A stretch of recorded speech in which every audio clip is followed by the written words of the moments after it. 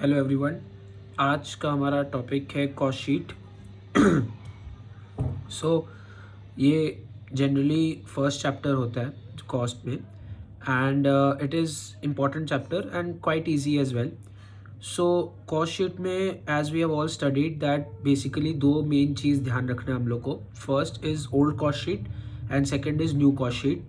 This video will consist of everything. I will not explain each and every item of cost sheet very detail क्योंकि आप लोग सबको already मालूम है इसके बारे में, but I will touch upon something and some things which are very important as for the exam point of view, और कुछ कुछ ऐसा adjustments जो कि एग्जाम में आपको देगा ही देगा. Like this is CA inter, this is not that easy exam कि हाँ एक सब आपको आइटम सब सजा के दे दिया and you are just going to put those items and make the old cost sheet and or the new cost sheet and you will get the marks. No, कुछ एडजस्टमेंट्स एंड कुछ items है जिसके लिए आपको हर एक component बहुत अच्छा से पता होना बहुत ज़रूरी है, बीट ओल्ड और beat new cost sheet, and that is very very important.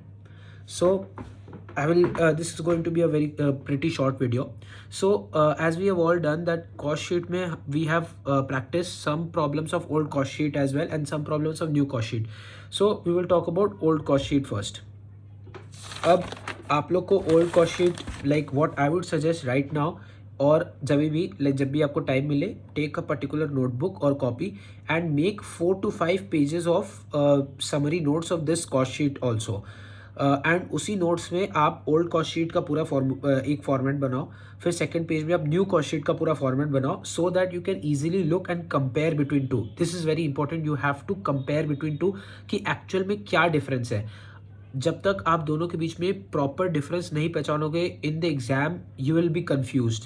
आपको नहीं समझ में आएगा कि ओल्ड उसमें लिख देगा, अगर ओल्ड कॉस्ट शीट लिखा है तो आप भूल जाओगे कि क्या था, न्यू कॉस्ट शीट क्या था. पूरा ऊपर से नीचे तक याद रखने का ज़रूरत नहीं है, सिर्फ जो मेन डिफरेंस है दोनों के बीच में आपको वही याद रखना है. मैं मेन डिफरेंस आपको बताऊंगा बाद में, थोड़ा थोड़ा इसके बाद में, but first let us start with old cost sheet. So एकदम बेसिक फॉर्मूला है. स्टार्टिंग में जब भी आप लिखते हो, see we are appearing for a professional exam and it is very important to follow a particular like proper way of writing the answers. सिर्फ ऐसा नहीं है हाँ कॉस्ट शीट और ऊपर में क्वेश्चन में लिख दिया कॉस्ट शीट फिर पर्टिकुलर्स अमाउंट और ऐसे स्टार्ट नहीं.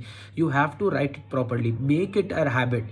जब आप घर पे ही प्रैक्टिस कर रहे हो, डोंट वैसे मत लिखो कि हाँ कॉस्ट शीट लिख दिया पर्टिकुलर्स और फिर लिख दिया, नहीं वैसे नहीं चलेगा. If there is a particular company name or a product, cost sheet is basically product wise statement, not a company based statement, क्योंकि कंपनी बहुत सारे प्रोडक्ट्स बना सकती है एंड कॉस्ट शीट हम लोग प्रोडक्ट वाइज बनाते हैं. So let's say there is a product called toothbrush, like let's say there is a company and it makes toothbrush, toothpaste and let's say mouth wash. तो आपको cost details question में toothbrush के दिए है, so आपको ये नहीं लिखना है cost sheet of that company limited. जैसे लेट्स से वी लिमिटेड है, so you will not write cost sheet of V limited क्योंकि आपको डिटेल्स टूथब्रश के दिए गए हैं. So you have to write cost sheet of product dash that is toothbrush in the books of V limited. Cost sheet के बाद product का नाम आना चाहिए, अगर प्रोडक्ट नेम स्पेसिफाई किया है तो. फिर उसके बाद उस कंपनी का नाम आना चाहिए in the books of that company name, and then you have to write as on this और फॉर द पीरियड. अगर प्रोजेक्टेड कॉस्ट शीट बनाने बोला है लाइक नेक्स्ट ईयर का बनाओ या नेक्स्ट मंथ का बनाओ, उस हिसाब से आपको डेट भी लिख रहा है. So it is very important. आप स्टार्टिंग में क्या लिखोगे, cost sheet. You don't have to write new और ओल्ड, नहीं न्यू ओल्ड लिखने का जरूरत नहीं है. क्वेश्चन में जो दिया हुआ रहेगा बस कॉस्ट शीट ही लिखना है, वो तो आपको अंदर से फॉर्मेट में बस समझना है कि क्या डिफरेंस है. मेन आप ये लिखोगे be it old be it new, cost sheet of dash product का नाम if specified in the books of the company name as specified in the question as on the period. जो पीरियड के लिए आपको कॉस्ट शीट मांगा है वो कॉस्ट शीट. क्योंकि जनरली हम लोग क्या करते हैं, जनरली एग्जाम में आपको फ्यूचर फोरकास्टेड कॉस्ट शीट बनाने बोलेगा. करंट ईयर का भी बता सकता है कि ये एडजस्टमेंट्स आप बना के दो, बट फ्यूचर का ही बोल सकते हैं. जनरली यहाँ फ्यूचर ही डेट, अगर करंट है तो करंट आप बना दो, कोई वैसा कुछ इतना it's not that rigid. Okay, so first point is this. In case generally like जो हम लोग क्वेश्चंस पढ़े हैं अभी तक उसमें प्रोडक्ट का नाम नहीं दिया हुआ है, the only thing is given is the company name. So एकदम सिंपल रखना है, cost sheet as on this that is date लिख दो in the books of the company name, very simple. फिर उसके नीचे आपको लेफ्ट कॉलम में बनाना है पर्टिकुलर्स। पर्टिकुलर्स के बगैर आप दो दो अमाउंट का कॉलम बनाओगे। एक अमाउंट का कॉलम जैसे आप पहले भी लेजर वेजर बनाते थे तो उसमें या ट्रायल बैलेंस बनाते या वैसे ही कोई भी अकाउंट बनाते हो तो दो कॉलम बनाते हो, एक कॉलम में सारे एडजस्टमेंट्स करते हो और राइट वाले जो राइट मोस्ट कॉलम होता है उसमें आप टोटल अमाउंट्स लिखते हो, सारे एडजस्टमेंट्स का एक टोटल अमाउंट, ताकि आप लास्ट में सबको ऐड करके आप मेन टोटल अमाउंट लिख सकते हो। तो एकदम सिंपल है, वैसे ही लगाना। कॉस्ट शीट का ऊपर का आपने जो मैंने हेडिंग बताया वो, फिर पर्टिकुलर, सब में ऐसे ही होगा। सारे कॉस्ट शीट का प्रॉब्लम्स में ऐसे ही होगा जिसमें आपको कॉस्ट शीट प्रॉपर बनाने बोला है। Cost sheet, particulars, amount, amount, okay, alright, and you have to write that amount in rupees. आपको एक रुपी सिंबल देना है क्योंकि कुछ कुछ कॉस्ट शीट में आपको डॉलर्स में भी बोल सकते हैं, then you have to give the dollar sign, you can't give rupee sign. So ये बेसिक रूल्स प्रेजेंटेशन के आपको याद रखने जरूरी है, that is important as far as what I think. So the first thing, old cost sheet का format में अब बता रहा हूँ, ऊपर लिखा particulars, amount, amount. First thing that comes into place is raw material.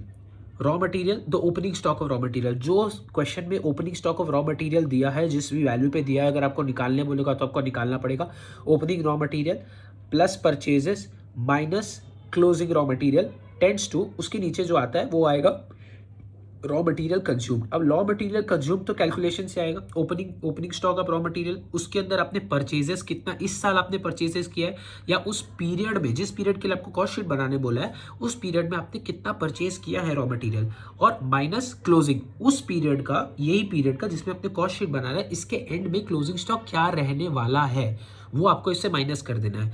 तो एकदम सिंपल है, जो ओपनिंग था वो हमारे पास कुछ पड़ा था, कुछ पड़ा हुआ था, कुछ हम लोग परचेज किए, फिर और बेचने के बाद, यानी जो नॉट बेचने के बाद जो कंज्यूम हो गया रॉ मटेरियल्स, उसके बाद हमारे पास कुछ अब इतना पड़ा है, अब इतना स्टॉक पड़ा है।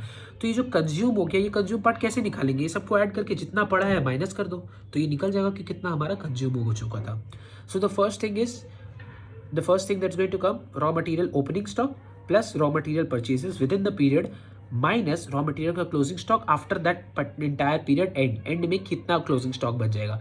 Then the final column comes to raw material consume. ये बहुत जरूरी है, कुछ प्रॉब्लम्स में रॉ मटेरियल कंज्यूम निकालने नहीं बोल सकता, वो डायरेक्ट यही बोल देगा कि रॉ मटेरियल कितना लगा। बट कुछ प्रॉब्लम्स में आपको ओपनिंग क्लोजिंग स्टॉक दिया हुआ रहेगा, जहां पर भी रॉ मटेरियल का ओपनिंग क्लोजिंग स्टॉक आया या सिर्फ ओपनिंग भी आया, ध्यान रखना आपको देखना पड़ेगा कि इसमें कंजम्पशन का कुछ मामला है, and you have to find out what amount is consumed. So raw material consumed, because cost sheet is what is cost sheet? Cost sheet is जितना आपने प्रोडक्ट्स बनाए हैं उसका कॉस्ट, जितना बना चुके हैं, जितना फिनिश प्रोडक्ट्स बना चुके हैं उसका कॉस्ट। सो फिनिश प्रोडक्ट्स तभी बनाएंगे जब अपना रॉ मटेरियल्स उस फिनिश प्रोडक्ट्स में कंज्यूम हो गया, तो उसका जितना रॉ मटेरियल हमारा कंज्यूम हो गया उसका तो प्राइस निकालना ही पड़ेगा, तो इसका तो कॉस्ट निकालना ही पड़ेगा। तो इसीलिए हम लोग रॉ मटेरियल्स कंज्यूम लिखते हैं वहाँ पर, ओके।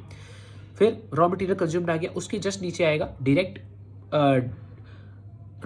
उसके नीचे आएगा डायरेक्ट लेबर। डायरेक्ट लेबर आपको सबको मालूम है डायरेक्ट लेबर क्या होता है। डायरेक्ट लेबर जनरली क्वेश्चन में दे दिया रहता है, which is also known as wages. आपको वेज रेट भी दे सकता है और into the number of labour या कितना महीना का पेमेंट से है। वैसे बहुत सिंपल मैथमेटिकल एडजस्टमेंट करके आप उसमें लिख सकते हो। डायरेक्ट लेबर कंज्यूम के अंदर आपका आ जाएगा वो। तो direct labour raw material consume के बाद आप नेक्स्ट लिखोगे डायरेक्ट लेबर। डायरेक्ट लेबर के अंदर आपको बस वैल्यू लिखना है। डायरेक्ट लेबर के नीचे आएगा डायरेक्ट एक्सपेंसेस। डायरेक्ट एक्सपेंसेस जो क्या है, ये तीन डायरेक्ट एक्सपेंसेस आपको एग्जाम में दे दिया रहता है। जनरली आपको डायरेक्ट एक्सपेंसेस दे दिया रहेगा। डायरेक्ट एक्सपेंसेस के अंदर आपका ये आ जाएगा। तो कितना कॉलम्स, मेन कॉलम्स क्या क्या मैंने बोले, रॉ मटेरियल कंज्यूम फर्स्ट, उसके बाद रॉ मटेरियल कंज्यूम, या फिर रॉ मटेरियल कंज्यूम को हम लोग डायरेक्ट मटेरियल भी बोलते हैं। Direct material plus direct labour plus direct expenses, ये तीनों का एडिशन को बोलते हैं प्राइम कॉस्ट। ये इंपॉर्टेंट है, अलग से क्वेश्चंस में ये भी आता है, find out the prime cost.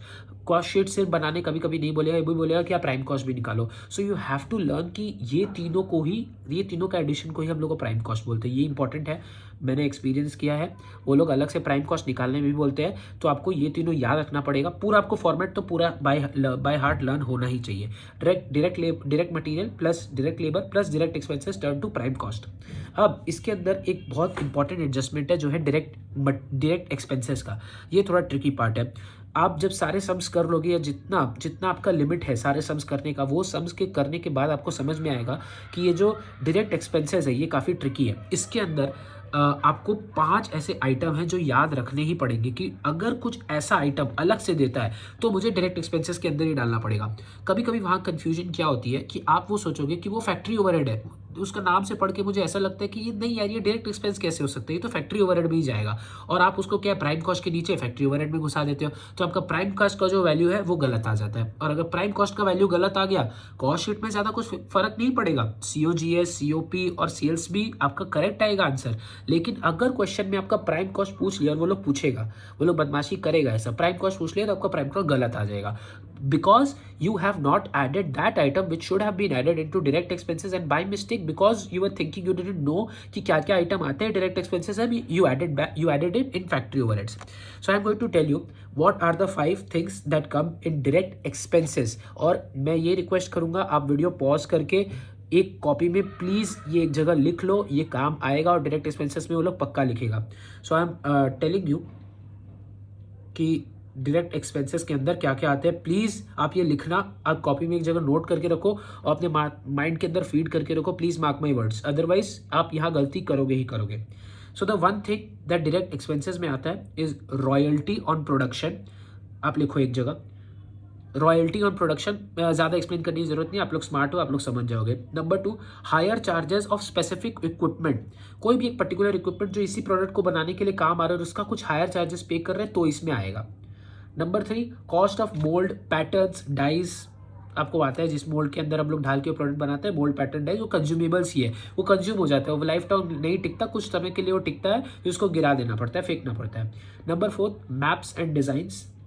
Maps and designs जो ब्लूप्रिंट्स मैप्स बनाते हैं। Number 5 is job charges. Job charges जो आपका वो जॉब चार्ज, अब आप लोग बोलोगे जॉब चार्जेस तो हमारा डायरेक्ट लेबर में आना चाहिए, लेकिन जॉब चार्जेस वो नहीं होता, ये जॉब वर्क है। जॉब वर्क इज आप अपने खुद के एम्प्लॉयज़ को वो काम करने नहीं दे रहे हो, आप दूसरे फैक्ट्री के दूसरे एम्प्लॉयज़ को ये जॉब वर्क करने दे रहे हो, इसीलिए आप उनको पेमेंट करते हो। वो लोग आपकी कंपनी के पेरोल पे नहीं है, इसीलिए वो डायरेक्ट लेबर में नहीं जा रहा है, नहीं तो वो डायरेक्ट लेबर में जाता।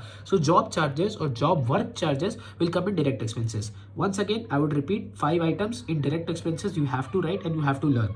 Royalty on production, higher charges on specific equipment, cost of mold, pattern, dies. Number 4, maps and designs, and number 5 is job charges. You have to learn it. Okay. अब आ गया ये तीनों। So direct material, direct labour and direct expenses come to prime cost. Prime cost आपको याद रखना है कि prime cost होता क्या है। जस्ट प्राइम कॉस्ट के नीचे आएगा फैक्ट्री ओवरहेड्स। फैक्ट्री ओवरहेड्स मुझे बताने की जरूरत नहीं है, आप लोग बहुत बार पढ़ चुके हो, so it's easy. Factory overheads का वैल्यू दिया हुआ भी रह सकता है। प्राइम कॉस्ट के बाद जैसे ही हम लोग फैक्ट्री ओवरहेड्स बना देते हैं ना, फिर जस्ट उसके नीचे आता है, उसको बोलते हैं gross factory cost. Gross factory cost. Okay, अब इसका फुल नेम क्या है? इसका फुल नेम है gross factory cost of finish goods and WIP। हम लोग यहाँ फिनिश गुड्स एंड WIP क्यों बोलते हैं? क्योंकि अभी तक हमने WIP का एडजस्टमेंट नहीं किया है, ना ही फिनिश गुड्स का एडजस्टमेंट किया है, इसीलिए आप लोग सिर्फ यहाँ ग्रॉस फैक्ट्री कॉस्ट या ग्रॉस वर्क्स कॉस्ट या ग्रॉस प्रोडक्शन कॉस्ट या ग्रॉस मैन्युफैक्चरिंग कॉस्ट, इसको अलग अलग नाम से पुकारा जाता है, वो आपको एग्जाम में समझ में आ जाएगा, या आप just at the back of the mind इसको समझ सकते हो। ओके, प्राइम कॉस्ट के बाद हमने ये जो प्राइम कॉस्ट जो पूरा सम था, एक प्राइम कॉस्ट, फिर फैक्ट्री ओवरहेड्स अपने ऐड किया, फिर उसके बाद आया आपका gross factory cost of finish goods and WIP। अब ये ओल्ड कॉस्ट शीट में एक आइटम आपको ध्यान रखना है, सेल ऑफ स्क्रैप। जैसे सेल ऑफ स्क्रैप, जो भी टाइप का सेल ऑफ स्क्रैप हो, ओल्ड कॉस्ट शीट में आपको जैसा भी टाइप का सेल ऑफ स्क्रैप दिया हो, जस्ट इसके नीचे ही अब इसी मोमेंट में हम लोग इसको सेल ऑफ स्क्रैप हटाते हैं। ओके, क्योंकि सेल ऑफ स्क्रैप ऑब्वियसली हमारे लिए टाइप ऑफ इनकम ही है, लेकिन हम लोग जानते हैं कि इसे इनकम दिखा के क्या करेंगे, तो बहुत it's a very immaterial thing. So इसी के प्रोडक्शन प्रोसेस में हमारा वो स्क्रैप जनरेट हुआ था, तो क्यों ना इसी से ही हम लोग माइनस कर दे। खर्चा लग रहा है, कॉस्ट शीट है, कॉस्ट शीट मतलब क्या? खर्चा। तो कुछ अगर आया है हमारे पास इनकम, तो उसको खर्चा की बचत दिखाओ ना, क्यों हम लोग इनकम में जाए, इसको खर्चा की बचत दिखाते हैं। तो gross factory cost of finish goods and WIP हुआ, उसके जस्ट नीचे आएगा सेल ऑफ स्क्रैप। ये पॉइंट याद रखने की जरूरत है, दिस इज वन फैक्टर और this is one identifying mark of old cost sheet. Old cost sheet में सेल ऑफ स्क्रैप यहाँ होता है, न्यू कॉस्ट शीट में क्या होगा मैं आपको बताऊंगा। ओल्ड कॉस्ट शीट में ग्रॉस फिक्स्ड कॉस्ट के जस्ट नीचे सेल ऑफ स्क्रैप होता है। Sale of scrap of raw material, कुछ भी वो रॉ मटेरियल ही देगा या डायरेक्ट मटेरियल, जो भी आपको सेल ऑफ स्क्रैप दिया रहेगा, सेल ऑफ स्क्रैप करना है। ग्रॉस फिक्स्ड कॉस्ट में जैसे ही सेल ऑफ स्क्रैप कर देते हैं, तब आता है हमारा ग्रॉस फैक्ट्री कॉस्ट, कि जैसे ही बाद हम लोग सेल ऑफ स्क्रैप कर देते तब आता है net factory cost of WIP and finish goods. अभी भी दोनों लिख रहे हैं, क्यों? क्योंकि दोनों का अभी एडजस्टमेंट करना बाकी है, स्टॉक एडजस्टमेंट दोनों का करना बाकी है। वैल्यूएशन ऑफ इन्वेंटरीज में हमने सीखा हुआ है कि WIP फिनिश गुड्स दोनों का स्टॉक होता है, ओपनिंग स्टॉक क्लोजिंग स्टॉक सब होता है, तो अभी उस दोनों का बाकी है, इसलिए हम लोग अभी तक ये लिखते हैं कि ये दोनों चीज़ का ही अभी तक नेट फैक्ट्री कॉस्ट है। जस्ट उसके बाद हम लोग करेंगे अब WIP का एडजस्टमेंट है, सबसे फर्स्ट WIP का एडजस्टमेंट करना है, प्लस WIP का ओपनिंग स्टॉक माइनस WIP का क्लोजिंग स्टॉक। क्योंकि यहाँ परचेजेस क्यों नहीं, WIP थोड़ी परचेज करते हैं, तो बनता है जो भी पहले का बना बनाया WIP था वो तो ऐड करेंगे, क्योंकि वो भी तो खर्चा है, वो तो लग रहा है, और माइनस कुछ भी जो बचा हुआ WIP हो गया, जैसे क्लोजिंग स्टॉक और WIP, वही हमारा WIP क्या हो गया, यूटिलाइज हो गया फिनिश गुड्स परचेज करने बनाने के लिए। तो फिनिश गुड्स बनाने के लिए जितना WIP यहाँ कंज्यूम हो गया उसको हम लोग कैसे निकालेंगे, जो नेट फैक्ट्री कॉस्ट है उसमें हम लोग WIP ऐड करेंगे, जो ओपनिंग स्टॉक था WIP का हमारे पास बना बनाया पड़ा हुआ था उसको और प्रोसेस करना है, ऐड करो, उससे माइनस कर दो, जो हमारा बच जाएगा आफ्टर मेकिंग और after converting that WIP into finish goods. जो भी क्लोजिंग स्टॉक बच गया उसको माइनस कर दो, सीधा सिंपल है। तब आ जाएगा आपका net factory cost of finish goods. अब देखो यहाँ पर अब WIP नहीं आएगा, WIP का हम लोग एडजस्टमेंट कर चुके हैं, अब सीधा आएगा net factory cost of finish goods, जो फाइनल आंसर आएगा जो आएगा net factory cost of finish goods. अब इसके बाद हम लोग को क्या करना है, इसके बाद हम लोग को डालना है ऑफिस एंड एडमिनिस्ट्रेशन ओवरहेड्स और प्रोडक्शन नेचर का ऑफिस एंड एडमिन ओवरहेड्स ही इधर आएगा। आप लोग को मालूम है क्या होता है ये, तो I am not going deep into that. जैसे ही आप ये ऐड कर दोगे आपको आ जाएगा COP, कॉस्ट ऑफ प्रोडक्शन। ये आप जस्ट एक to back of the mind रखो, मेमोरी टेक्निक है कि ऑफिस एंड एडमिनिस्ट्रेशन ओवरहेड्स जो प्रोडक्शन नेचर का होता है जस्ट बिफोर COP ऐड होता है। मतलब COP आपको मालूम है, कॉस्ट ऑफ प्रोडक्शन क्या होता है, हाँ थोड़ा सा at the back of mind ये मेमोरी टेक्निक याद करके रखो कि ऑफिस एंड एडमिन ओवरहेड्स जो प्रोडक्शन नेचर का होगा वो COP के जस्ट पहले ऐड होगा। बस ये याद रखो, आपको पूरा कॉस्ट शीट एकदम आसान लगने लग जाएगा, याद नहीं करना पड़ेगा फिर कुछ भी। COP आ गया, कॉस्ट ऑफ प्रोडक्शन आ गया, अब आएगा फिनिश गुड्स का स्टॉक एडजस्टमेंट। हम अब बहुत से लोग के मन में सवाल आता होगा कि फिनिश गुड्स का स्टॉक एडजस्टमेंट COP के बाद क्यों आ रहा है। देखो COP क्या है, cost of production of finish goods. इस साल इस पर्टिकुलर पीरियड में हम लोग इतना फिनिश गुड्स बना चुके हैं, ओके, इतना फिनिश गुड्स हम लोग के पास पहले से पड़ा था और इतना साल के एंड में पड़ा हुआ रहेगा, तो इस साल कितना फिनिश गुड्स लगा यही तो देखना है। तो इसीलिए COP जब निकल जाएगा हमेशा फिनिश गुड्स का एडजस्टमेंट, ये भी एक मेमोरी टेक्निक और मेमोरी नहीं है, इट्स वेरी लॉजिकल। COP मतलब cost of production of finish goods बन गया, यहाँ पर कुछ फिनिश गुड्स पहले का पड़ा था जो यहाँ ऐड करेंगे और जो लास्ट में टोटल में बचा रह जाएगा उसको माइनस कर देंगे, सिंपल। सो फिनिश गुड्स का stock adjustment will take place after calculating COP। क्यों? क्योंकि COP ऑफ फिनिश गुड्स जो इस साल अपने बनाए हैं, the amount which we have produced this year और दिस पीरियड ऑफ टाइम, वो निकल गया COP से। स्टॉक एडजस्टमेंट तो करना पड़ेगा क्योंकि पहले का भी हमारा कुछ फिनिश गुड्स पड़ा हुआ था, हो सकता है पड़ा हुआ हो, उसको ऐड करेंगे। अब टोटल फिनिश गुड्स आ गया कि पहले का भी पड़ा हुआ था, इस साल कितना बना है, दोनों का प्लस किए। अब इसमें से ही हम लोग बेचेंगे, कितना बेचेंगे, तो जितना बेचेंगे उसको कैसे निकालेंगे, जो लास्ट में हमारा थोड़ा सा बचा हुआ अनसोल्ड फिनिश गुड्स बच गया वो इससे माइनस कर दो, इससे आ जाएगा कि जितना बेच दिए, बस minus closing of finish goods. Okay, closing of finish goods करने के बाद आ जाएगा कॉस्ट ऑफ गुड्स सोल्ड। देखो नाम में सब कुछ लिखा हुआ है, सब कुछ नाम में रखा हुआ है, कॉस्ट ऑफ गुड्स सोल्ड। जैसे ही आपने closing stock of finish goods हटा दिया, क्या हो गया, क्या पता चला कि जितना माल आपने बेचा था, जितना फिनिश गुड्स आपने बेचा था, उसका कॉस्ट क्या है, दैट इज COGS।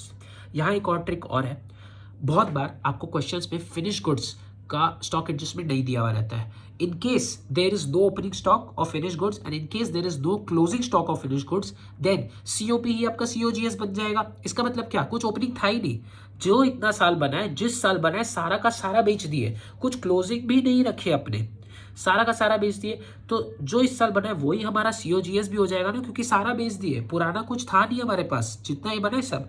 तो बहुत सारे केसेस में आपको ये दिखेगा कि COP is same as cost of goods sold, but what is the case कि ओपनिंग हमारा कुछ नहीं था, क्लोजिंग हमारा कुछ नहीं था, जितना बनाए उतना ही बेच दिए। So therefore the amount which are produced that is equivalent to amount sold. The number of units which we have produced is equivalent to the number of units that we have sold, and that is the reason why cost of production of these finished goods is equal to the cost of goods sold, क्योंकि सारा का सारा जितना बना है सब बिक गया। So therefore that's very easy.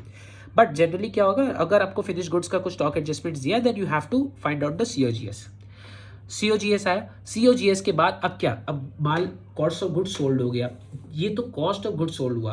अब आपको इससे थोड़ा से अकाउंट से रिलेट करना बहुत जरूरी है, नहीं तो आपका कॉन्सेप्ट क्लियर नहीं होगा। अकाउंट्स में रिलेट इसलिए करने बोल रहा हूँ क्योंकि आप ट्रेडिंग अकाउंट में जब भी लिखते हो तो आप सीओजीएस लिखते हो, सीओजीएस के बाद जो बाकी सारे खर्चे फिर आप लिखते हो ट्रेडिंग में। ओके, तो कॉस्ट शीट में जब आप सीओजीएस के बाद बाकी कुछ भी खर्चा लिख रहे हो ना, ये सब खर्चा वापस से आपका ट्रेडिंग अकाउंट में लिखा जाएगा, राइट। और सीओजीएस के बाद जितना भी बाकी खर्चा ये आपका पीएल में भी जाएगा। ओके, सो ये आपको ध्यान देना जरूरी है। कभी कभी मैं हर बार ऐसा नहीं बोलूंगा कि हर बार आपको अकाउंट्स पॉइंट ऑफ व्यू से सोचना है, बस ये ध्यान रखे रखो कि आप ट्रेडिंग में सीओजीएस कब लिखते हो, पीएल में सीओजीएस मतलब आप सीओजीएस कब लिखते हो, कौन से अकाउंट में लिखते हो, सीओजीएस के बाद आप क्या क्या उसमें डालते हो। सो जो आप इसमें डालते हो, कभी अभी मैं मेरे भी मन में बहुत बार डाउट आता था कि सीओजीएस के बाद सीओजीएस के बाद जो खर्चे हम डाल रहे हैं ये वापस से तो हम लोग उसमें डाल रहे हैं ट्रेडिंग में, वापस से पीएल में डाल रहे हैं, क्यों, ये तो डबल बार नहीं हो रहा है। नहीं, ये डबल बार नहीं हो रहा है, क्योंकि सीओजीएस के बाद जो अपने खर्चा निकालते हैं अपने प्रॉफिट और सेल्स ही निकालते हैं, जो सेम काम हम लोग ट्रेडिंग में करते हैं। ठीक है, कॉस्ट शीट में हम लोग सीओजीएस के बाद सेल्स एज अ कस्टमरी या एज अ ट्रेडिशन निकाल देते हैं। ओके, अगर सेल्स पूछा है तो, और जनरली निकालना ही चाहिए, लेकिन आप कभी ऐसा मत सोचना कि ये डबल बार हो रहा है, नहीं, क्योंकि कॉस्ट शीट का मेन काम आपका सीओपी या सीओजीएस निकालने तक का ही है। और जैसी और बनाते ही कॉस्ट शीट इसलिए, we make cost sheet so that we get the value of COGS और सीओपी, राइट। सो सीओजीएस का वैल्यू है जैसे ही निकल जाता है इस कॉस्ट शीट से ही निकलता है, और कॉस्ट शीट से निकाल के अपने उसको सीओजीएस में डाल देते हैं। और फिर भी लेकिन सीओजीएस के बाद तो बाकी खर्चा लिखते हैं, सेम इसमें भी एक्स्ट्रा लिख रहे हैं, थोड़ा सा एक्स्ट्रा प्रेजेंटेशन का तरीका, और वैसा कुछ नहीं है।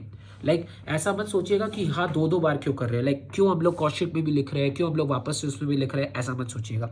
ठीक है, जो भी, and I am saying this for only the items which come after COGS. Okay, COGS आया, सीओजीएस के बाद आपको लिखना है office and administration overheads of generalised nature. Generalised nature जो कि बेचने के लिए है, सैलरी टू ऑफिस स्टाफ हो गया, वहाँ ऑफिस बिल्डिंग का कोई सुपरवाइजर होगा, वो प्रोडक्शन से कुछ लेना देना ही नहीं है, उसको अगर निकाल देंगे, मान लो ऑफिस का कोई स्टाफ है, ऑफिस का स्टाफ कोई चाय पानी पकड़ाने वाला, उसको अगर निकाल देंगे तो प्रोडक्शन में कुछ इफेक्ट आएगा? नहीं, कुछ इफेक्ट नहीं आएगा। तो ये सब भी चीजें not attributable office admin generalised nature में ही आता है। Office and admin plus selling and distribution overhead. Selling and distribution क्या, जब बना दिए उसको बाद में बेचने का खर्चा, डिलीवरी वैन का हुआ, ये हुआ, whatever, these are the खर्चा, ये सब जाता है selling and distribution overheads. COGS के बाद दो आइटम ऐड होगी, office and admin general plus selling and distribution overheads, और तब आ जाएगा आपका cost of sales, total cost of sales. देखो नाम भी सब लिखा है, कॉस्ट शीट का पूरे कॉस्ट में सब चीज़ आपको नाम पे बहुत ध्यान देना है। अगर आप नाम पढ़कर उसे समझते हो then it's best, it is very easy, cost is very easy if you able to understand from what the term means. Cost of sales, cost of sales क्या, सीओजीएस तो बना दिए तो कॉस्ट ऑफ गुड्स सोल्ड हो गया, sold that is cost of goods sold. लेकिन cost of goods sold, वो जो गुड्स सेल है उसको सेल करने में भी तो कुछ खर्चे लगे होंगे, यही वो खर्चे हैं जो कि कॉस्ट ऑफ गुड्स सोल्ड में ऐड होके आपका कॉस्ट ऑफ सेल्स आता है। Main final cost of sales is this, कि आपको माल बना के उसको मार्केट में बेचने तक कितना खर्चा लगा, सब कुछ ले लुआ के आपका आता है cost of sales. Cost of sales क्या है, कॉस्ट है, ये खर्चा है हमारे लिए, प्रॉफिट तो कमाएंगे तभी तो बिजनेस चला रहे हैं। तो कॉस्ट ऑफ सेल्स के बस लास्ट आइटम जो हम लोग कॉस्ट ऑफ सेल्स में ऐड करते हैं वो क्या है, वो है profit.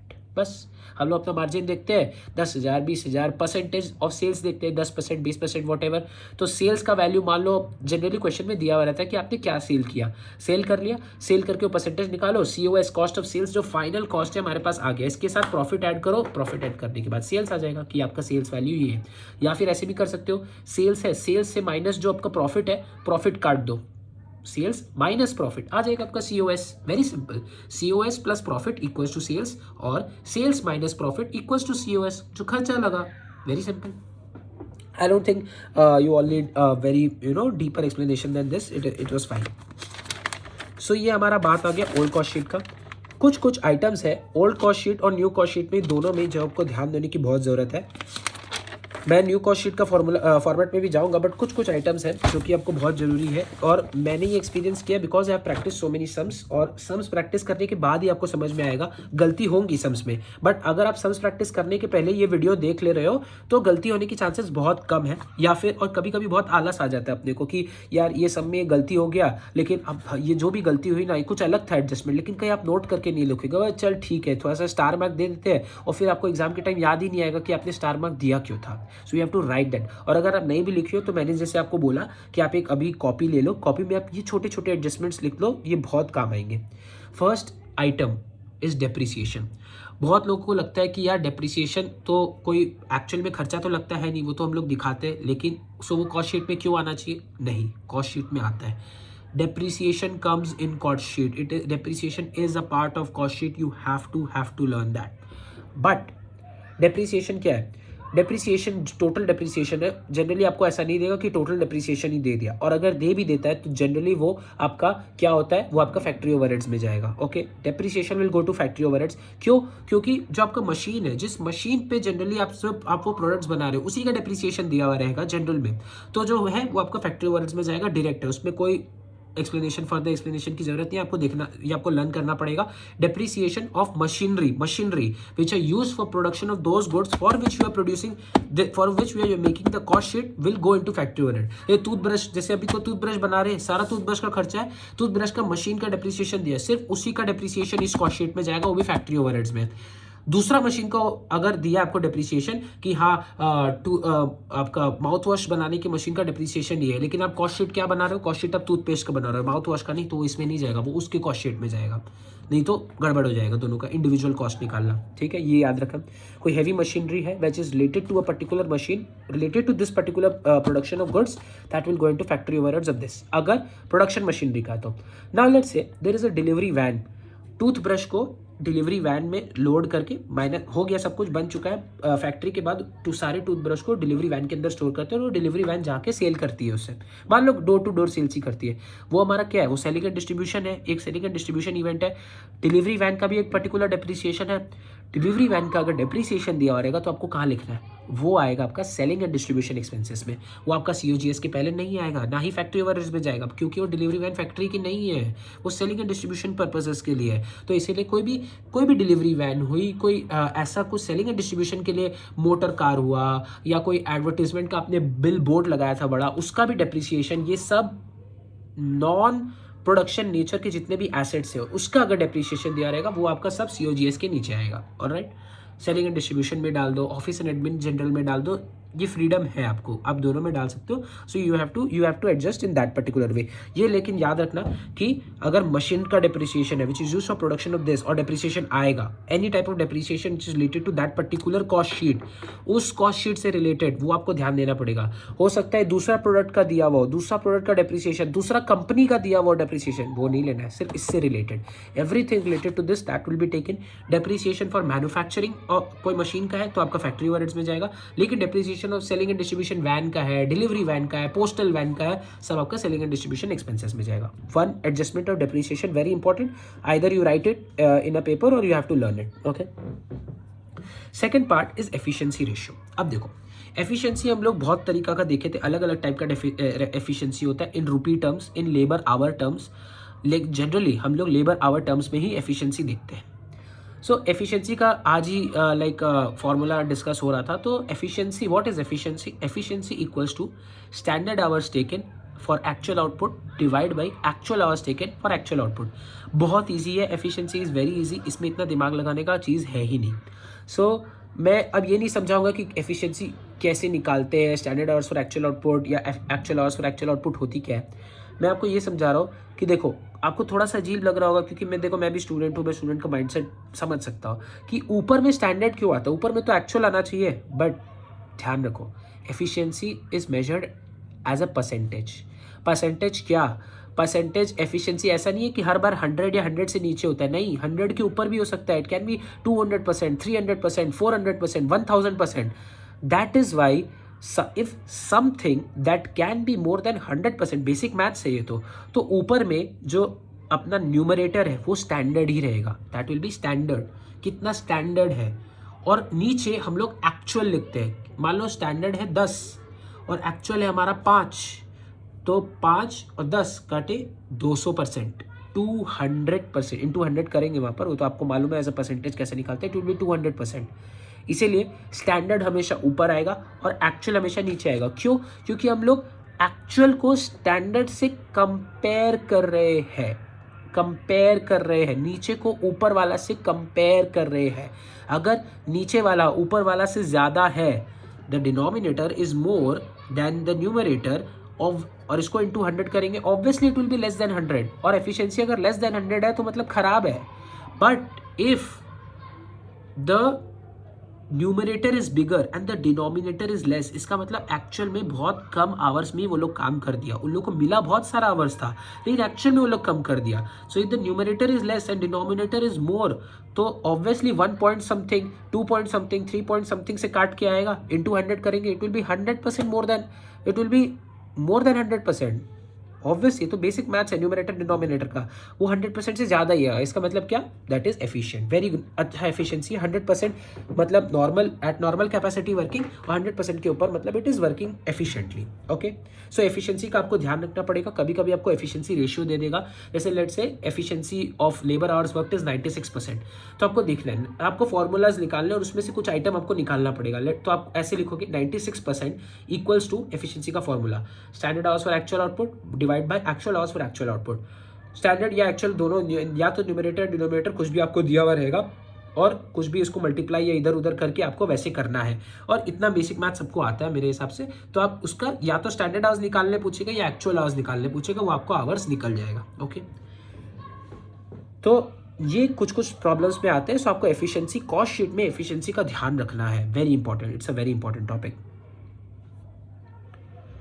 Okay, and the next thing is, एक और फॉर्मूला है, एक अलग टाइप का, थोड़ा सा मैं थोड़ा सा आपको एफिशिएंसी से दूर लेके जा रहा हूँ, लाइक वो एफिशिएंसी है लेकिन एक ट्रिकी चीज़ है जो कि आपको सम्स में देखने मिलेगा।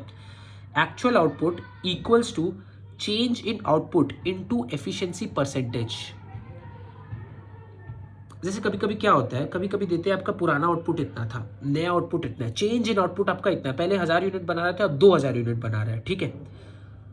तो ये जो 2000 है ना, वो आपको बताएगा नहीं, सिर्फ आपको चेंज दे देगा कि लेट से देयर वाज इतना यूनिट्स, ये आपको पहले वाला भी नहीं बताएगा, आपको सिर्फ ये बताएगा कि there has been a increase in number of production units 500, बस ये दे देगा आपको, ठीक है। अब बताएगा एक्चुअल आउटपुट निकालो और आपको दे देगा एफिशिएंसी रेशियो, दे देगा एफिशिएंसी परसेंटेज दे देगा। अब आप तो चक्कर में पड़ गए। अब आप सोचोगे कि यार इसका तो मुझे ये भी नहीं मिला, इसका पहले कितना बनाता था ये नहीं मालूम, आगे कितना बना रहा है ये भी नहीं मालूम, सिर्फ चेंज इन आउटपुट दे दिया और एफिशिएंसी का परसेंटेज दे दिया। अब मैं एक्चुअल आउटपुट कैसे निकालूँ? सो क्या है, अगर यही तो है, जितना चेंज है उसको अगर आप इंटू करोगे एफिशिएंसी से, जो एफिशिएंसी परसेंटेज है, दोनों को मल्टीप्लाई करो, आ जाएगा आपका एक्चुअल आउटपुट। एक्चुअल आउटपुट इसी से ही आ जाएगा। So actual output equals to change in output into efficiency percentage. Very simple, okay, it's very simple. ये फॉर्मूलाज कहीं कहीं यूज होंगे आपके। सो मेरा ऐसा मानना है कि जो एफिशिएंसी वाला जो पार्ट है ना, आप उसको थोड़ा सा तोड़ मरोड़ के देखो, वो इम्पॉर्टेंट है। मतलब एफिशिएंसी का फॉर्मूला अगर आप ब्रेक करोगे तो कभी कभी इसको इधर लेके जाना पड़ सकता है और वो आएगा एग्जाम में। Please remember this. So you have to take efficiency very importantly. Okay, efficiency का पॉइंट हमारा खत्म होता है यहाँ पर। डेप्रिसिएशन का पॉइंट मैंने कवर कर दिया है यहाँ पर आपका।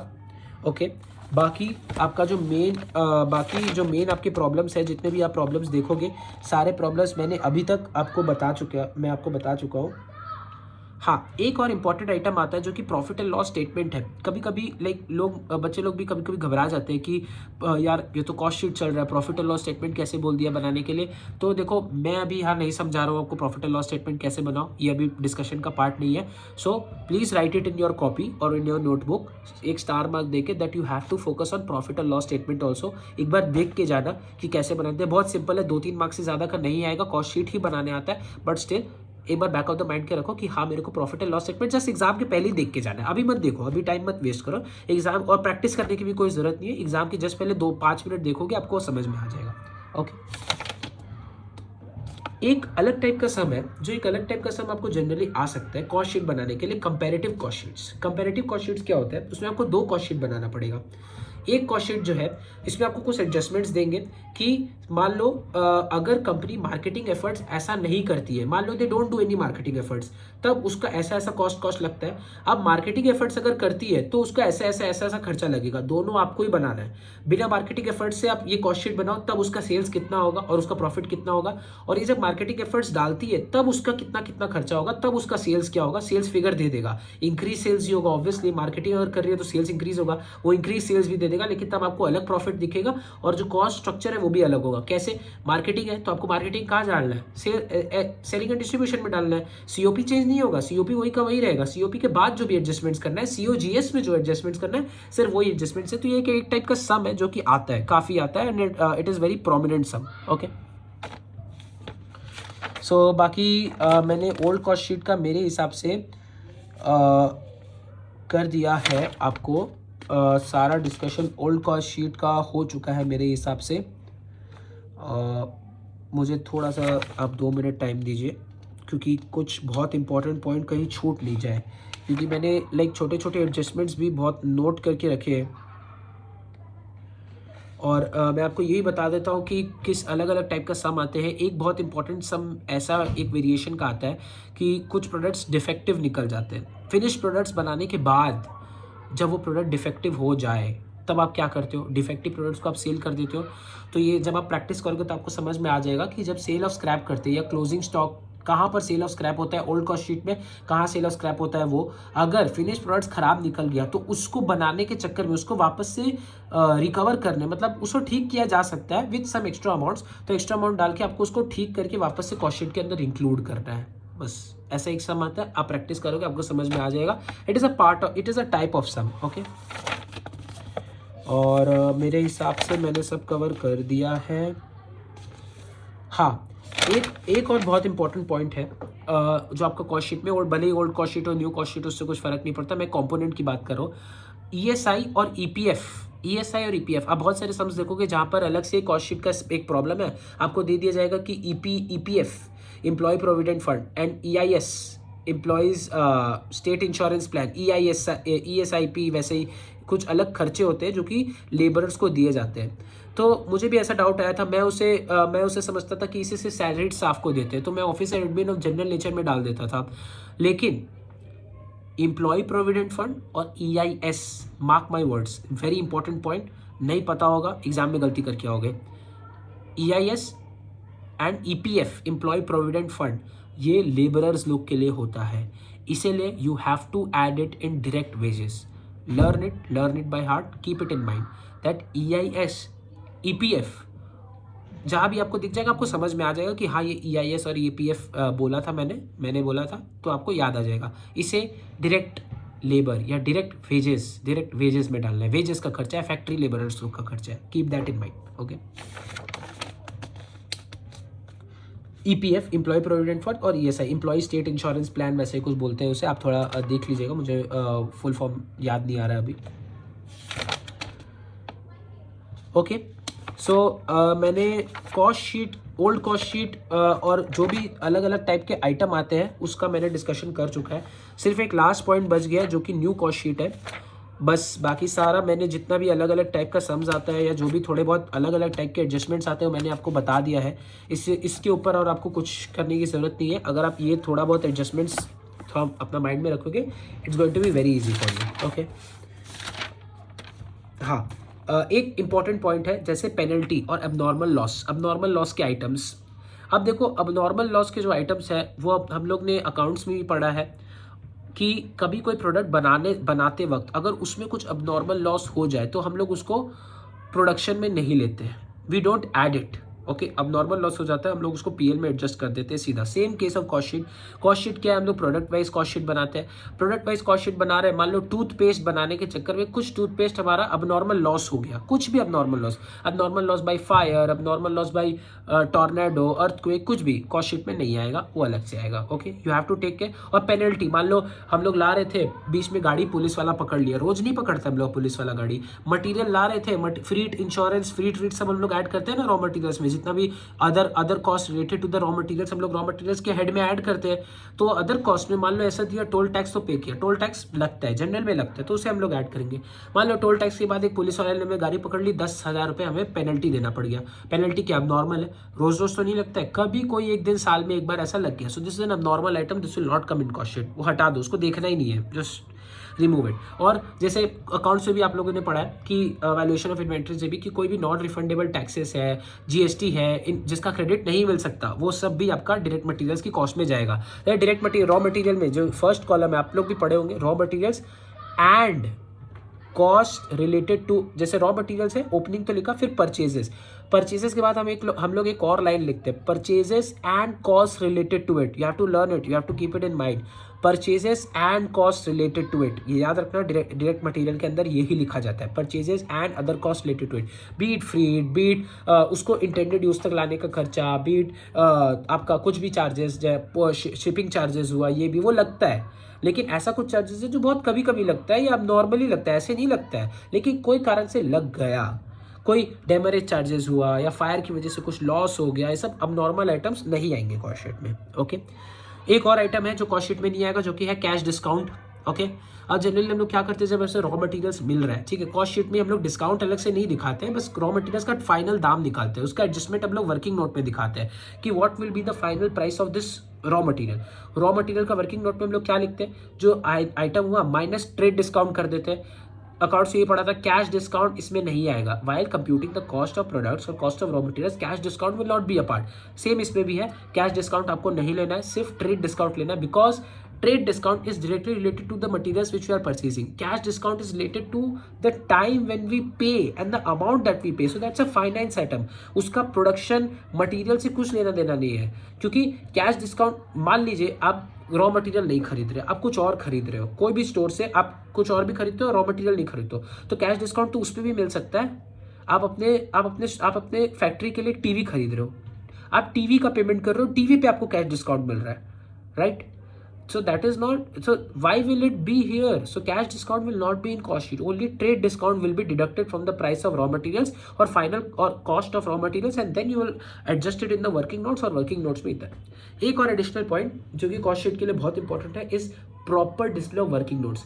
प्लीज आप लोग सब working note 1, working note 2, working note 3, एक प्रेजेंटेशन का एक तरीका है, वर्किंग नोट जब आप लिखते हो सिर्फ वर्किंग नोट 1 लिख के फिर धड़ाधड़ स्टार्ट कर दिया आपको वर्किंग, नहीं, ऐसे नहीं चलेगा। अगर आपको अच्छा मार्क्स लेके आने, आपको प्रेजेंटेशन अच्छा रखना पड़ेगा, mark my words. Working note 1, working note का भी एक नाम दो। फॉर एग्जांपल आप रॉ मटेरियल्स का कंप्यूट कर रहे हो, रॉ मटेरियल्स कंज्यूम, आप ऊपर रॉ मटेरियल्स कॉस्ट शीट में रॉ मटेरियल्स कंज्यूम लिखे, ब्रैकेट में आप वर्किंग नोट 1 लिखे हुए, नीचे जब आप वर्किंग नोट से बनाने होगे तो वर्किंग नोट 1 और फिर एक सेमीकोलन देखिए आप लिखो वहां पर रॉ मटेरियल कंज्यूम्ड कंप्यूटेशन, और फिर उसे अंडरलाइन करो और फिर लिखो, फिर करो उसका वर्किंग नोट। प्लीज़ ये आप हैबिट डालो रोज़ में। अगर आप नई भी हैबिट डाल सकते हो कोई बात नहीं, मैं समझता हूँ, मैं भी नहीं करता हूँ, but back of the mind में रखना, जब आप एग्जाम पेपर में करोगे तो प्लीज़ वर्किंग नोट का भी एक नाम होना बहुत ज़रूरी है, it must be there. Okay okay, so या वन मोर आइटम जो कि बहुत इंपॉर्टेंट है कॉस्ट शीट में is legal fees, legal charges, maintenance of office staff. जैसे कोई केस चल रहा है कंपनी पे, आपका लिटिगेशन का केसेस हो गया, प्रोडक्ट इन्फ्रिंजमेंट, कॉपीराइट इन्फ्रिंजमेंट का केसेस हो गया, ये सब कहाँ जाता है, ये सब आपका जाएगा admin overheads of generalise nature. ये याद रखना, ऐसे एडजस्टमेंट्स आते हैं, मैं जानबूझ के इसीलिए अभी बोल रहा हूँ, कुछ लोगों को लग रहा होगा कि ये बहुत ज़्यादा एडजस्टमेंट्स बता रहे हैं, बट मार्क माई वर्ड्स, ये सब जो एडजस्टमेंट्स है, ये एडजस्टमेंट्स में आप फंसोगे। आप लीगल को कहीं ऊपर लिख दोगे, सीओपी के पहले कहीं पर भी लीगल लिखा, पूरा सम रॉन्ग, 0 मिलेगा आपको, 0। So legal charges, legal fees paid to let's say auditors, या legal fees paid to attorneys, staffs हो गया, या salary to staffs, office staffs, maintenance of office staff, of maintenance of office, जो office है not factory, maintenance of office का सब admin overheads में जाएगा ऑफ जनरलाइज नेचर, जो कि हम लोग ऐड करते हैं सीओजीएस के बाद, after COGS. Okay okay, right. हाँ, सेलिंग एंड डिस्ट्रीब्यूशन ओवरहेड्स में एक और चीज़ आता है, मैं सम कर रहा था तो मुझे लगा like despite even after solving so many sums like मैं एक जगह फंस गया था कि सेलिंग एंड डिस्ट्रीब्यूशन ओवरहेड्स के अंदर काफ़ी आइटम्स आ सकती है। फॉर एग्जाम्पल एक तो मैन्युफैक्चरिंग कंपनी है, वो एग्जीबिशन लगाती है, they do some exhibition, let's say in Delhi, exhibition का चार्जेस है, कॉस्ट शीट में आपको कुछ वो लोग बहुत होशियार है, वो लोग आपको नहीं देंगे कि ये उनका सेलिंग एंड डिस्ट्रीब्यूशन एक्सपेंसेस है, नहीं, वो सिर्फ इतना दिया हुआ है क्वेश्चन में कि वो एक एग्जीबिशन लगाते हैं 10,000। आप सोचो कि यार ये एग्जीबिशन तो यार प्रोडक्ट से तो कुछ रिलेटेड लग रहा है नहीं, तो इसको कॉस्ट शीट में क्यों ही आना चाहिए, मैं नहीं इसे इंक्लूड करूंगा कॉस्ट शीट में। फंस गए, वही फंस गए आप। एग्जीबिशन क्या है? You display your products. Why do you exhibit your products? To sell.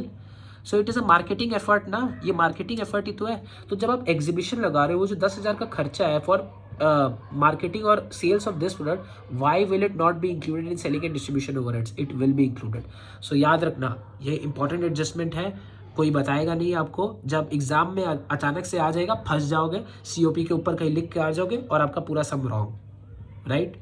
सो काम दिमाग से, ठंडा दिमाग से सोचना कि एग्जीबिशन क्या है, it's a selling effort, it's a marketing effort. So exhibition charges अगर है तो आपका सेलिंग एंड डिस्ट्रीब्यूशन ओवरहेड्स में आपके अंदर आएगा। Okay. Second, warehousing charges. Warehousing charges बहुत अलग टाइप का चार्जेस है। वेयर हाउसिंग कब करते हैं? रॉ मटेरियल्स का वेयर हाउसिंग में नहीं बात करो, फिनिश गुड्स का warehousing. Warehousing generally finish goods का ही होता है। कॉस्ट शीट में भी है, याद रखना। कुछ बहुत स्मार्ट लोग हैं मेरे जैसे, तो वो लोग कभी कभी उनके दिमाग में आएगा यार रॉ मटेरियल्स का भी तो हम लोग रखते हैं, उसका भी वेयर हाउस करते हैं। नहीं, वो सब छोड़ दो, इतना स्मार्टनेस मत दिखाओ, over smartness is harmful for health, मुझे भी मालूम है। सो वेयर हाउसिंग हम लोग कॉस्ट शीट में एक ही देखेंगे कि फिनिश गुड्स का वेयर हाउस कर रहे हैं हम लोग, we are warehousing finish goods. Finish goods का अगर वेयर हाउसिंग कर रहे हैं, सो माल तो बन गया, रेडी हो गया, COP is done, after adjustments भी हो गया, तो वेयर हाउस कहाँ आएगा? COP के बाद। और वो कहाँ आएगा? सेलिंग एंड डिस्ट्रीब्यूशन ओवरहेड्स, क्योंकि बेचने से पहले हम लोग को वेयर हाउस करना पड़ेगा, अदरवाइज वो बिक ही नहीं पाएगा, कहीं ना कहीं तो रखना पड़ेगा। So that's why it is selling and distribution overheads. So warehousing charges in cost sheet is related to finish goods and it is used for selling purposes, and that's why it is coming selling and distribution. Okay. 3, depreciation of delivery van, वो आपको मैंने पहले ही बता चुका है, सो वापस से repeat नहीं कर रहा हूँ। ओके। रेक्टिफिकेशन कॉस्ट, जो मैंने एक बोला, जो मैंने छोड़ दिया था, कि मान लो WIP बनाते हैं, जब आप वर्क इन प्रोग्रेस बनाते हो, कुछ माल खराब हो गया, ठीक है, या फिनिश प्रोडक्ट्स बनाते वक्त आपका कुछ माल खराब हो गया, उसको आपको वापस से प्रोडक्शन लाइन में भेजना है, कुछ एक्स्ट्रा रुपया लगेगा और फिर आपको वो प्रोड्यूस करना है, वापस से उसको रेक्टिफाई करना है। तो वो जो खर्चा है, आप लोग सब सोच रहे हो कहाँ आएगा वो खर्चा, आप लोग बताओ मुझे। बहुत बच्चे बता पाएंगे, बहुत बच्चे नहीं बता पाएंगे, तो मैं बताता हूँ। रेक्टिफिकेशन कॉस्ट का है added just before adjustment of WIP। अब एक बहुत सिंपल लॉजिक है, like cost is just about logic, इसमें सिर्फ लॉजिक लगता है। अगर आपका लॉजिक अच्छा है, लाइक कॉमन सेंस अच्छा है ना, आप आराम से निकाल सकते हो इसे, नॉट दैट डिफिकल्ट। कुछ माल खराब हो गया, फिनिश गुड्स, तो अब उसे रेक्टिफाई करना है। तो जब माल खराब हो जाता है और इसे और कुछ रेक्टिफाई करने की ज़रूरत है, तो ये हमारा क्या बन जाता है बताओ? ये हमारा रॉ मटेरियल तो बनेगा नहीं, ये हमारा वर्क इन प्रोग्रेस बन जाएगा, because there is some work in progress. There has to be some more work which has to be done or rectification so that it again becomes a finished good.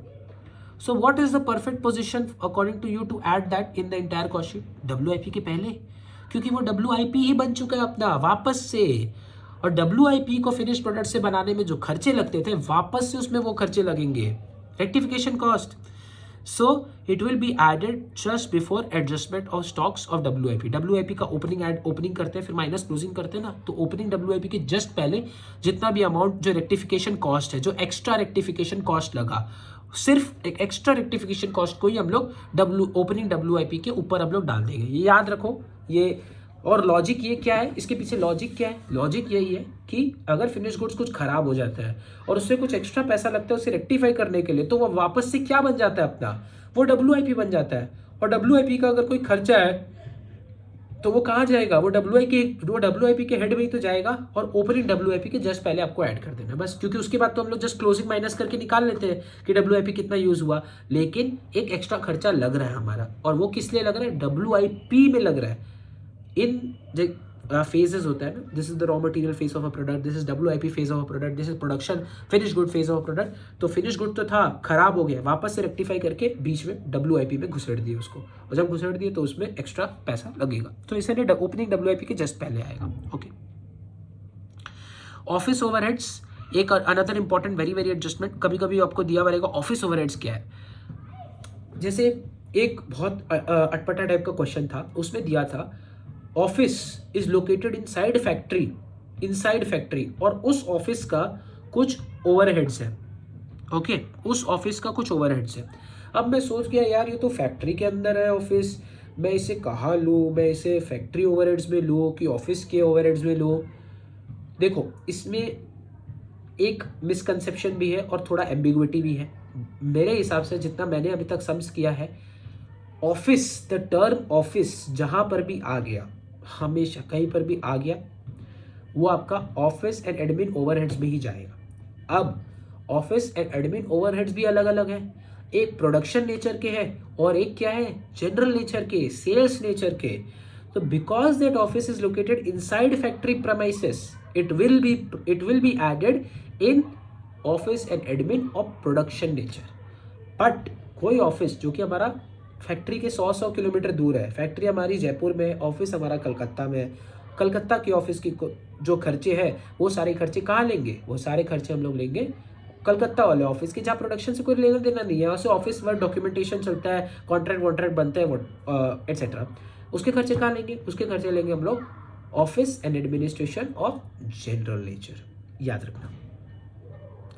Rectification units का एक और point है proportionate nature. Okay, for example जैसे एक बहुत अटपटा सम था, ये सम आएगा और ये इंपॉर्टेंट है, आप लोग को ध्यान देना बहुत जरूरी है सम में। ओके, रेक्टिफाइड यूनिट्स, जैसे मान लो आपको जो रेक्टिफिकेशन कॉस्ट है ना, वो एकदम वैसे नहीं दे देगा कि ये आपका रेक्टिफिकेशन कॉस्ट है, वो लोग इतना अच्छा नहीं है, वो लोग आपसे मेहनत करवाना चाहेगा। तो आपको ये देखना है कि कितना प्रोपोर्शन में एक पर्टिकुलर कॉस्ट दिया आपको कि इतना खर्चा लगा, टोटल खर्चा, और रेक्टिफिकेशन में कितना खर्चा लगा। तो एक प्रोपोर्शन है, बहुत सिंपल है। This are the number of rectified units divide by total output. जितना आप टोटल आउटपुट किए थे उसमें से कितना यूनिट्स खराब हो गया या कितना को हम लोग रेक्टिफाई करना पड़ा। वो सब में ऐसा दिया होता कि कुछ पूरा ही खराब हो गया, उसको रेक्टिफाई नहीं कर सकते, कुछ हम लोग रेक्टिफाई कर सकते हैं। तो कितना रेक्टिफाई किए, इतना रेक्टिफाई किए out of this total input into the total amount into 1,20,000 units लिखा है।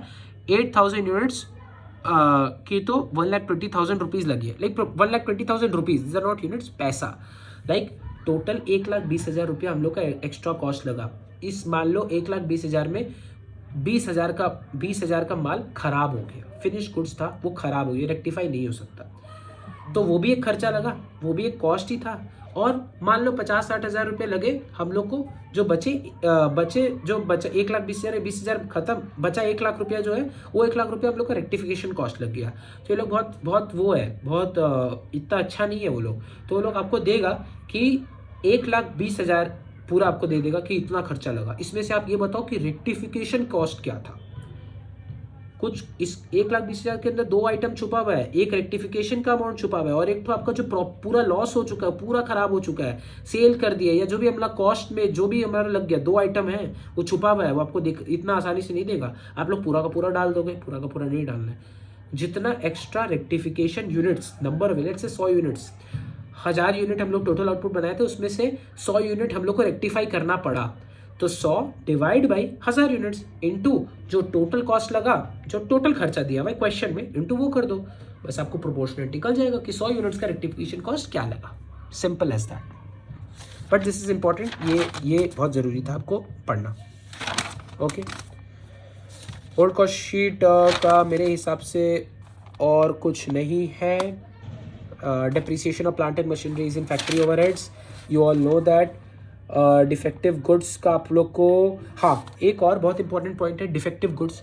कभी कभी जो गुड्स होते हैं वो डिफेक्टिव निकल जाते हैं। ओके, तो कुछ डिफेक्टिव गुड्स है, तो डिफेक्टिव गुड्स क्या करते हैं, अपनी सेल कर देते हैं। वो एकदम डायरेक्टली नहीं लिखा हुआ रहेगा कि हाँ आप सेल ऑफ गुड्स कर रहे हो, नहीं, डिफेक्टिव गुड्स है, डिफेक्टिव गुड्स को बस ये दे देगा कि सोल्ड एज स्क्रैप। तो आप यही सोचोगे अरे यार ये तो डिफेक्टिव गुड्स था, ऊपर में करना था, नीचे में करना था, COP के जस्ट पहले। फिनिश गुड्स हो गया, कॉस्ट ऑफ प्रोडक्शन कैलकुलेट, हाँ कॉस्ट ऑफ प्रोडक्शन है, कॉस्ट ऑफ प्रोडक्शन के बाद हम लोग फिनिश गुड्स देखते हैं ना, है कि नहीं। Opening stock of finish goods minus closing stock, कुछ भी डिफेक्टिव हो गया सीओपी के पहले एडजस्ट होगा। क्यों नहीं एडजस्ट होगा सीओपी के पहले? सीओपी के बाद कैसे एडजस्ट करेंगे? सीओपी के बाद सिर्फ ओपनिंग और क्लोजिंग ही एडजस्ट होता है फिनिश गुड्स के मामले में। सीओपी तो इस साल जितना हम लोग प्रोड्यूस कर रहे हैं उसमें है, और डिफेक्ट भी कहाँ निकलेगा? इस साल का प्रोडक्शन में। सो देयरफॉर सीओपी के जस्ट पहले हम लोग को ये डिफेक्टिव गुड्स का एडजस्टमेंट करना है, याद रखना, ये आएगा, सम्स है ऐसे।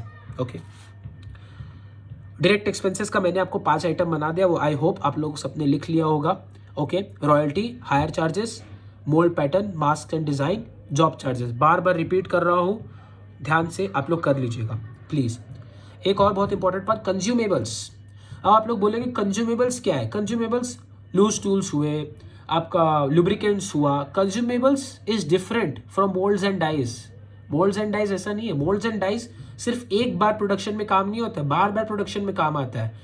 आप लोग बोलेंगे वो भी तो मोल्ड्स एंड डाइज जैसी है, वो भी तो खत्म हो जाता है। नहीं, consumables is different, moulds and dies are different. इसीलिए moulds and dies goes for direct expenses, लेकिन कंज्यूमेबल्स, लेट्स से लुब्रिकेंट की बॉटल है, पेंट बॉटल है, ऑयल बॉटल है, ये सब क्या है? वो गुड्स बनाने में आपका कंज्यूम हो जाता है, पूरा का पूरा कंज्यूम हो जाएगा, और बहुत रेगुलर में, बहुत फ्रीक्वेंट में कंज्यूम होगा ये, more frequently, very much more frequently than what moulds and patterns are used to. Okay, तो अब ये जो कंज्यूमेबल्स है, इस कंज्यूमेबल्स को आप कहाँ लिखोगे? Factory overheads. एकदम सिंपल, याद रखने की चीज़ है, नोट डाउन कर लो आप। Consumables will always be a part of factory overheads, बस खत्म।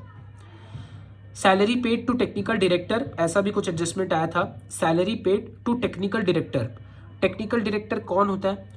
टेक्निकल डायरेक्टर हमारा फैक्ट्री के अंदर रहता है, जो कि सब काम संभालता है प्रोडक्शन का। तो देयरफॉर वो कहाँ आना चाहिए? Office and admin. क्या बोला था मैंने? ऑफिस एंड एडमिन और प्रोडक्शन नेचर और मैन्युफैक्चरिंग नेचर। ओके, याद रखना, salary paid to technical director या कुछ ऐसा ही, लेट्स से सुपरवाइजर है, वो फैक्ट्री सुपरवाइजर है, उसके बिना प्रोडक्शन होना बहुत मुश्किल है। ओके, तभी तो वो सुपरवाइजर है। तो इसीलिए हम लोग admin and office of production nature लेते हैं, तभी तो हम लोग उसका एक अलग से कॉलम बना के उसे सीओपी के ऊपर लिखते हैं। नहीं तो क्यों लिखते हैं? अपने नीड है, ज़रूरत है तभी लिखे, नहीं तो ऐसे नहीं लिखे हम लोग। Okay, packaging cost. Packaging cost बहुत इंपॉर्टेंट है, ये अलग से एक और एडजस्टमेंट है पैकेजिंग कॉस्ट। मैं जैसे जैसे न्यू एडजस्टमेंट्स आपको बोलते जा रहा हूँ ना, देखो वीडियो देखना हर बार पॉसिबल नहीं है, सो देयरफॉर वीडियो पॉज कर करके आप लोग एक जगह नोट्स बनाओ, बहुत हेल्प करेगा आपको, trust me it will help you. एक एक लाइन ही है यार, सिर्फ एक एक लाइन करके मैक्सिमम 10 लाइन, 10 एडजस्टमेंट्स होंगे, उससे ज़्यादा एडजस्टमेंट्स नहीं है। सो पैकेजिंग कॉस्ट क्या है? कुछ पैकेजिंग कॉस्ट होते हैं प्राइमरी नेचर के और कुछ होते हैं सेकेंडरी नेचर के। पैकेजिंग कॉस्ट, अगर आप ओल्ड कॉस्ट शीट के फॉर्मूला में जाओ, फॉर्मेट में जाओ, मान लो प्राइमरी पैकेजिंग है। प्राइमरी पैकेजिंग किसको बोलते हैं? जिसके बिना आप गुड्स अपने फैक्ट्री से निकाल नहीं सकते, वो फिनिश गुड्स बनेगा ही नहीं, राइट? टूथपेस्ट क्या है? टूथपेस्ट को एक ट्यूब में डालना पड़ता है, तो ट्यूब, बिना ट्यूब के आप टूथपेस्ट यूज नहीं कर सकते, दैट इज प्राइमरी पैकेजिंग। सो जो ट्यूब है that is primary packaging. Old cost sheet पे अपने क्या करते हैं, जो प्राइमरी पैकेजिंग का जो आइटम्स है वो हम लोग जब रॉ मटेरियल्स परचेज करते हैं ना, रॉ मटेरियल्स के अंदर ही हम लोग डाल देते हैं प्राइमरी पैकेजिंग के स्टफ, रॉ मटेरियल्स के अंदर according to old cost sheet. Okay, secondary packaging क्या है? सेकेंडरी पैकेजिंग, मान लो टूथपेस्ट तो निकल गया, टूथपेस्ट का ट्यूब भी आ गया, टूथपेस्ट ट्यूब के बाहर आपने एक देखा है डब्बा रहता है जिसके ऊपर कोलगेट लिखा हुआ रहता है, वो जरूरी होता है सेलिंग के लिए। वाई सेलिंग, उसके बिना सेल हो सकता है लेकिन कम सेल होगा ना, है कि नहीं? ट्यूब ऐसे डायरेक्ट भी बेच सकते हो, लेकिन selling efforts, those are marketing efforts. तो जो बाहर का डब्बा है that is a marketing effort, and that marketing effort is Colgate, जो बड़ा सारा लिखा हुआ होता है ना, वो किस नेचर का है? Selling and distribution. So that packaging is called secondary packaging, और वो सेकेंडरी पैकेजिंग का जो खर्चा है वो सेलिंग एंड डिस्ट्रीब्यूशन नेचर में ही जाएगा। याद रखना, पैकेजिंग के एडजस्टमेंट्स आते हैं एग्जाम में, it is important. Okay okay, PF और ईएसआई का मैंने बता दिया है। Production planning office expenses, consumables, production planning office expenses. हाँ, एक ऐसा ऑफिस है जहाँ पर आपका प्रोडक्शन प्लानिंग होता है, ये एडजस्टमेंट है, इंपॉर्टेंट एडजस्टमेंट है, स्टार मार्क देख कर अगर आप लिखना चाहो, उसका नाम है प्रोडक्शन प्लानिंग ऑफिस एक्सपेंसेस। मतलब वो क्या है? वो हम लोग तभी किए थे कि इसमें प्रोडक्शन प्लान होता है, इस ऑफिस में और कोई काम नहीं होगा, सिर्फ प्रोडक्शन का प्लानिंग होगा। कहाँ जाएगा? Factory overheads. कंज्यूमेबल्स कहाँ जाएगा? Factory overheads. ओके,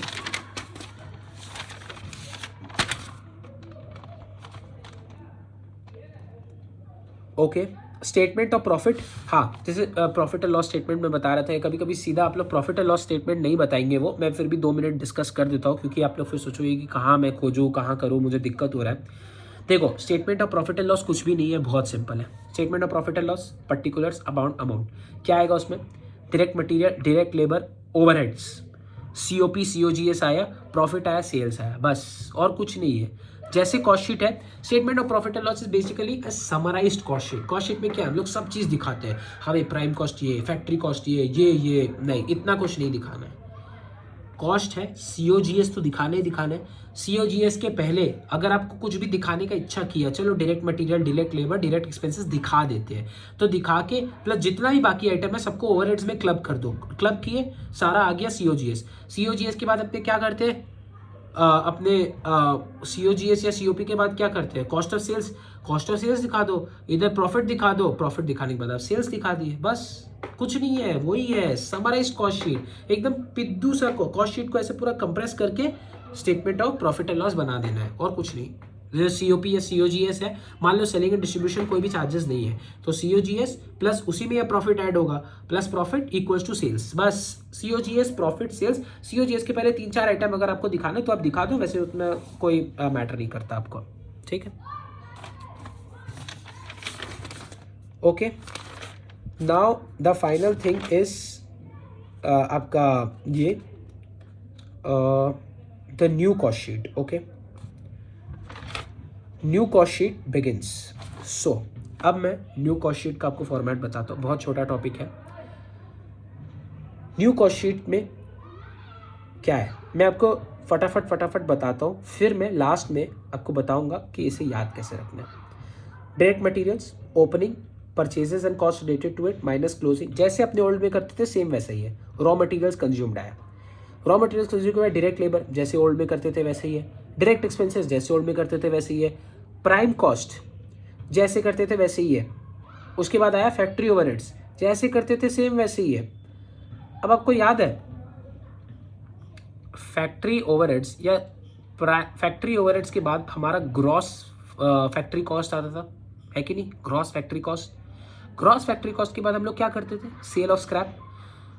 इधर न्यू कॉस्ट शीट में, ओल्ड कॉस्ट शीट में क्या करते थे, फैक्ट्री ओवरहेड्स आया, फैक्ट्री ओवरहेड्स के बाद gross factory cost, gross factory cost के बाद सेल ऑफ स्क्रैप करते थे, so that net factory cost आ जाए। इधर सेल ऑफ स्क्रैप यहाँ नहीं करेंगे, छोड़ दो, वो आइटम ही छोड़ दो। There is nothing called gross, net, factory cost, कुछ नहीं।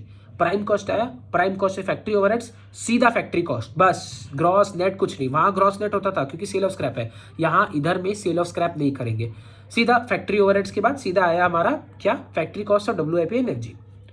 ओपनिंग WIP जैसे एडजस्टमेंट करते थे वैसे, क्लोजिंग WIP जैसे एडजस्टमेंट करते थे ऐसे। क्या आ गया, factory cost of finish goods आ गया, factory cost of finish goods, right, finish goods आ गया। फिनिश गुड्स के बाद फैक्ट्री कॉस्ट आया, ये अभी तक फैक्ट्री कॉस्ट याद रखियो। अब मेजर एक आइटम क्या लाना बाकी है, मेजर कंप्यूटेशन क्या है, कॉस्ट ऑफ प्रोडक्शन COP। उधर मैंने बोला था कि याद रखना COP के जस्ट पहले ऑफिस एंड एडमिनिस्ट्रेशन आता है ऐड करने के लिए, ओके, ऑफ प्रोडक्शन नीचे। यहाँ न्यू कॉस्ट शीट में आपको कैसे याद रखना है, न्यू कॉस्ट शीट में आपको याद रखना है कि 5 मेन आइटम है, okay. Total 5 adjustments are there which changes the whole game. सिर्फ 5 एडजस्टमेंट्स, ये 5 एडजस्टमेंट्स आप कहीं नोट कर लो कि difference between old cost sheet और न्यू कॉस्ट शीट क्या है, okay. So the difference between old cost sheet, the difference between old cost sheet and new cost sheet, main difference, what is this, what is the main difference, okay। The first thing is R&D, research and development। आप लिखो, कहीं पर लिख दो, ज़्यादा explanation की जरूरत नहीं है। Research and development cost, quality control cost, okay, 2 आया। नंबर 3 आता है blueprints, okay. Research and development, quality control cost, जो ब्लूप्रिंट्स आते हैं वो, और आपके primary packaging. Number 3 is primary packaging. Number 4 is admin overheads. Okay, 4th is admin overheads, and last is sale of scrap का adjustment। मैं बताता हूँ मेमोरी टेक्निक क्या है इसकी, सबसे इजी मेमोरी टेक्निक क्या है, बस ये याद रखना। ओल्ड कॉस्ट शीट में वहाँ पर आपका सेल ऑफ स्क्रैप आता था उस ऊपर में, यहाँ पर ऊपर में सेल ऑफ स्क्रैप नहीं आएगा, नेट ग्रॉस फैक्ट्री कॉस्ट कुछ नहीं, जैसे नॉर्मल चल रहा था वैसे ही, बस सेल स्क्रैप हटा दो, इसमें नहीं आएगा। आए आए आए आए आए यहाँ पर अपने किस चीज़ में पहुँच गए, factory cost of finish goods, मतलब WIP का स्टॉक एडजस्टमेंट करने के बाद अब रुक जाओ, अब रुक जाओ। अब नीचे क्या करना है, इसको देखो, ओल्ड कॉस्ट शीट को याद करो। अब क्या करना है भाई, अब तो COP आएगा सीधा। वहाँ COP के पहले क्या क्या आइटम आता था वो याद रखना है। बस यहाँ क्या याद रखना है, COP के पहले 5 एडजस्टमेंट्स होंगे इन न्यू कॉस्ट शीट। COP के पहले 5 एडजस्टमेंट्स होंगे। क्या एडजस्टमेंट्स होंगे? 1, R&D के खर्चे, रिसर्च एंड डेवलपमेंट के खर्चे। नंबर 2, प्राइमरी पैकेजिंग के खर्चे। Number 3, safety test, safety of machinery का जो टेस्ट होता है। Number 4, admin overheads of manufacturing nature, ये 4th वाला उसमें भी आता था। एंड नंबर 5th एडजस्टमेंट जो कि इसमें माइनस होगा, माइनस सेल ऑफ स्क्रैप। बस 5 एडजस्टमेंट्स याद करो, बार बार आपको लर्न करना पड़ेगा। याद होगा ये 5 एडजस्टमेंट्स, न्यू कॉस्ट शीट एकदम ईजी है, कुछ आपको करने की जरूरत नहीं है। क्या है, क्लोजिंग WIP, ओपनिंग WIP के एडजस्टमेंट किया, factory cost of finish goods आया। Factory cost of finish goods के आने के बाद क्या, अब क्या आने वाला है, अब सीधा COP आने वाला है। ध्यान से स्टे अलर्ट। COP के पहले क्या आइटम, 5 आइटम याद करो। R&D, number 2 primary packaging, number 3 safety test, number 4 admin overheads और प्रोडक्शन नेचर। ये चारों ऐड होंगे और एक लास्ट एडजस्टमेंट जो कि यहाँ से माइनस होगा, सेल ऑफ स्क्रैप। बस COP के ये पहले बस 5 एडजस्टमेंट्स करो, न्यू कॉस्ट शीट खत्म।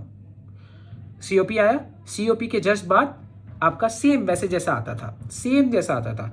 ओपनिंग FG हुआ, ओपनिंग क्लोजिंग FG का एडजस्टमेंट किए, COGS आया, admin and general overhead, general packaging या जो सेल पैकेजिंग होते हैं, administration overheads of generalise nature, selling and distribution generalise nature, COS आएगा, प्रॉफिट आएगा, सेल्स आ गया, खत्म। Again repeating, old cost sheet learn हो गया, very easy to learn. Okay, new cost sheet learn नहीं करना है, सिर्फ ये याद रखना है कि न्यू कॉस्ट शीट में ओल्ड कॉस्ट शीट से अलग क्या है। 2 पॉइंट्स, सेल ऑफ स्क्रैप जहाँ ऊपर लिखते थे यहाँ ऊपर नहीं लिखेंगे, और COP के पहले यहाँ पर 5 एडजस्टमेंट्स है। In new cost sheet 5 adjustments आते हैं। Number 1 research and development, number 2 primary packaging cost, number 3 is safety check, okay, safety cost, number 4 admin overheads of production और मैन्युफैक्चरिंग नेचर, एंड 5th ये चारों ऐड करना है, you have to add, and 5th is you have to minus, deduct करना है, चारों से minus करना है। माइनस क्या करना है, इज सेल ऑफ स्क्रैप और direct material, raw material, whatever, यही आएगा, उससे पहले नहीं आएगा। Okay right, one last time, old cost sheet new cost sheet क्या अंतर है। ओल्ड कॉस्ट शीट में लर्न कर दिया, सेल ऑफ स्क्रैप ऊपर आता है और COP के पहले एडमिन ओवरहेड्स और मैन्युफैक्चरिंग नेचर आता है।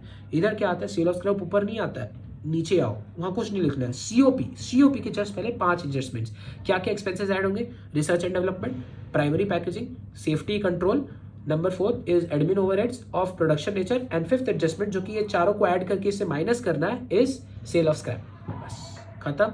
COP आया, COP के बाद आपको फिनिश गुड्स का स्टॉक एडजस्टमेंट करना है, उसके बाद आपका COGS आ जाएगा, COGS के बाद आपके सेलिंग एंड डिस्ट्रीब्यूशन या admin overheads of generalise nature है वो ऐड करके आपका COS आ गया, COS के बाद प्रॉफिट ऐड करके आपका सेल्स वैल्यू आ जाएगी। Okay, that was all from my side for cost sheet, the very comprehensive, very concise, और हर एक important adjustment which is necessary for your exam और ऐसा आ सकता है आपका क्वेश्चंस पे, वो मैंने इस वीडियो में कवर कर दिया। Thank you so much.